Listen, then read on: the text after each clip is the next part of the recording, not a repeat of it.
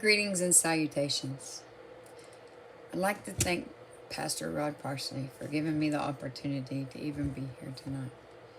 I'd also like to thank Pastor Ramirez, because without him I wouldn't be here either. And I send greetings and salutations from my pastor, Heath Cole of Victory Worship Center in Kyoto. Now tonight, I want to speak to you about how God doesn't bless our mess. That's the title of my message tonight. God won't bless our mess. And we're going to speak on disobedience.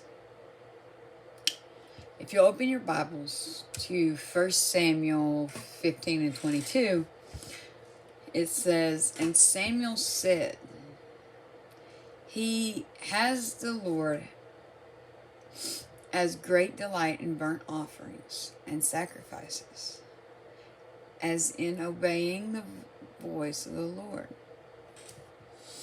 Behold, to obey is better than to sacrifice, and to listen than the fat of the rams." See, that right there struck me in such a way, because God would much rather us obey Him than any offering that we could give. I mean, after all, He sent His Son to the cross so that it would take away all of those sacrifices that we were doing. I'd like to talk to you about a couple of people in the Bible, about how their disobedience and what happened with them. The first one that I would like to talk to you about is Nadab and Abihu. Hey, you may think, huh? But think about this. Now, in Leviticus 10, 1 and 2, it tells us about the strange fire that they used. It says, Aaron's son Nadab and Abihu puts coal of fire in their incense burners and sprinkled incense over them. In this way, they disobeyed the Lord by burning before Him the wrong kind of fire, different than He had commanded. So the fire blazed forth from the Lord's presence and burnt them up, and they died there before the Lord. If it was a simple mistake, they could have offered some atonement and it would have been okay. But it wasn't a mistake. It was arrogance. It was a complete and utter disobedience, much like a rebellion. And in the Bible, it says rebellion is a form of witchcraft. So the Lord said, nope. It was total regard for Him. So we're going to go from there. We're going to go quickly jump over and we're going to talk about Eli and his sons. Now, those are some characters of their own. Now, Eli, his sons, it says in 1 Samuel 2 and 12 and 1, it just simply says in one verse, it says, "Now the sons of Eli were corrupt and they did not know the Lord." How can you not know the Lord and you be priest? How is that even possible? See, they did not know the Lord, but yet they how could you expect anything from Him? They were taking the offerings. They weren't satisfied with what was given to them, what was set aside for them. No. They had to take parts of what was offered to the Lord. Plus, they were wrapped up in sexual immorality.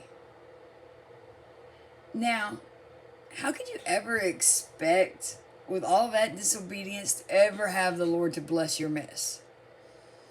No. But see, if you jump on down,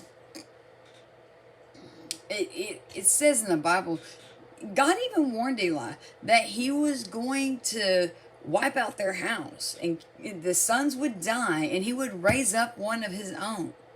And He did, Samuel. But if you jump down to Samuel 1 and 4, they're about to go into battle. And they're seeing that Israel is getting defeated. So they think that it's going to be an ingenious idea to take the ark of the Lord before them. But see, what they don't realize is God's already gone. That's how far disconnected that they were. And they took the ark, and they lost anyway, because God had already departed from them. He was gone. Now, when the news got back to Eli that his sons had died, Eli fell over in his chair, and he died. And Phinehas' wife, who was pregnant, she went into early labor, and before she died, she named the son Ichabod, which means the Spirit of the Lord is departed. As God had said before, he would clear the house and raise up another. Don't expect God to bless your mess. And that was one mess. Now, the last one I'd like to quickly talk about, that's Saul. And Saul, in 1 Samuel 15, 18 and 19. Now, we all know that Saul was the first king of Israel. But in 15, 18, and 19, it says, "Now the Lord sent you on a mission and said, go and utterly destroy the sinners and the Amalekites, and fight against them until they are consumed. Why did you not obey the voice of the Lord? Why did you not swoop down on the spoil and do evil in the sight of the Lord?"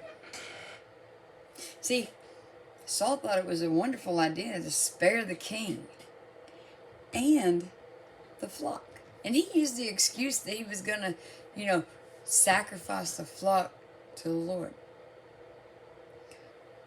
But the Lord don't want your sacrifice. He wants your obedience.